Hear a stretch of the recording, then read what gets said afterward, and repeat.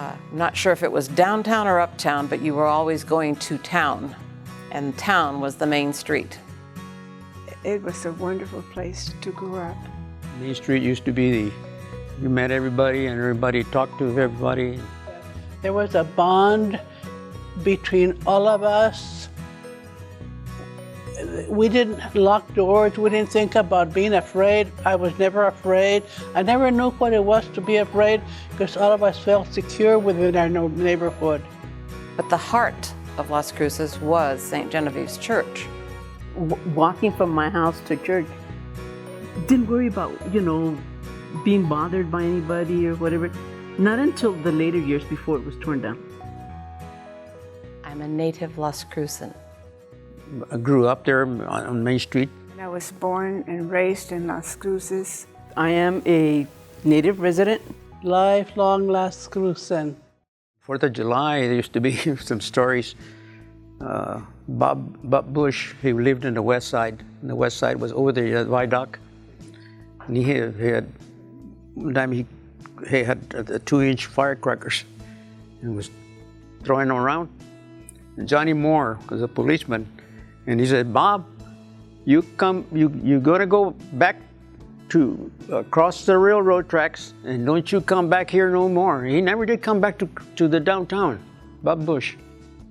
My background with St. Genevieve's reaches 6 generations. Most of all, I remember the bells and the steps leading up to the church and the huge mulberry trees that shaded everyone and that the children played around. I remember the slide and the merry-go-round and the sounds of the children. There was just a lively place. And then as we got older, of course, the heart of Las Cruces was Main Street. And there were parades and there were cars passing by and all of the different stores. And you could eat at the Rexall drugstore or the Woolworths. You could go to Penny's and all the different shoe stores. I can remember vividly in the teenage years, someone mentioned the cruising down Main Street, but it was also cruising to the Shamrock, where you ran around the Shamrock and circled it to see other teenagers doing it. It was like a Happy Days Arnold's. That's what the Shamrock was. But there was a lot of Las Cruces that was a time of innocence, that you could walk down the street and be safe and feel safe. I need to start with December the 7th, 1941. My 3 older brothers, loved to go rabbit hunting on Sundays. That's the only time that they had to go.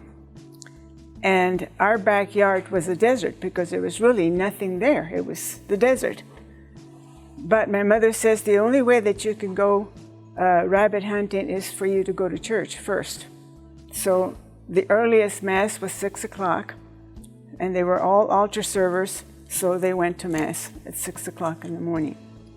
And my mother went with them. My father then went later in the day, like 10 o'clock. But on that particular day, December the 7th, 1941, was Pearl Harbor Day. And they did the same thing. They went to church, then they went hunting, and then they came back.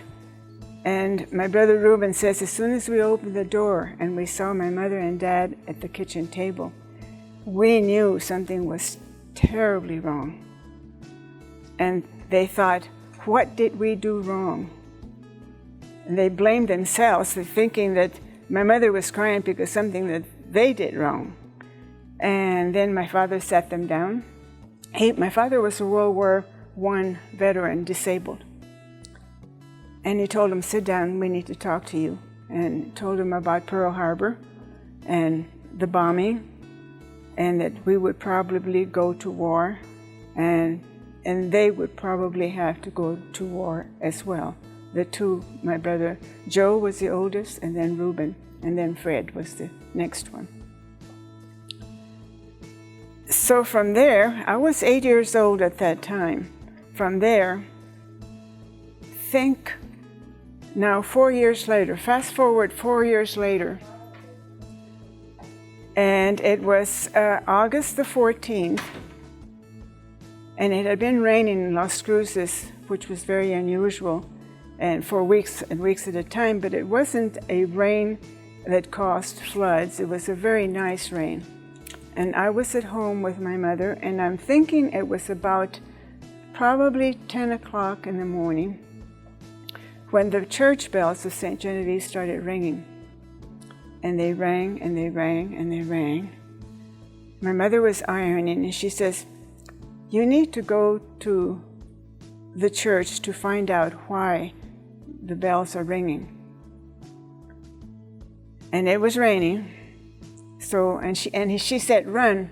I says, "Well, okay, if I run, then I won't get a sweat because of the rain." So I ran to church, and I knew where the bell was, the bell tower was, so I went directly, because I could hear voices. And I climbed up the stairs, and I saw Father Kurgan and Andy Padilla there. So I told Father Kurgan, "My mother wants to know why the bells of the church are ringing." And he said, he grabbed me, touched me on the shoulders, and he said, "You go home and tell your mother that," and I always cry when I tell this story, "that the war is over and your brothers are coming home."